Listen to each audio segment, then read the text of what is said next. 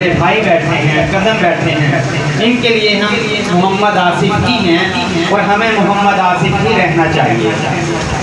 ہم نوکر ہیں، قرآن کے نوکر ہیں، یہ ہمارے لیے فخر کی بات ہے۔ مفتی مولانا یہ کوئی ہمارے لیے بات نہیں ہے، یہ اللہ کی عطا ہے اگرچہ، لیکن ہمارے لیے اگر کوئی بات ہے تو سب سے زیادہ فخر کی بات یہ ہے کہ ہم سرکاری نوکر نہیں، سرکار کے نوکر ہیں۔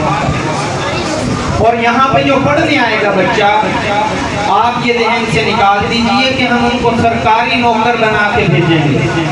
نوکر نہیں بنا رہے ہم یہاں پہ، ہم یہاں سرکاری نوکر نہیں بلکہ سرکار کے نوکر بنا رہے ہیں۔ اور اسی بات پہ ہمیں جو ہے وہ خوشی ہے کہ یا اللہ تیرا شکر، آپ نے قرآن کا نوکر بنایا اور حضور کا نوکر بنایا۔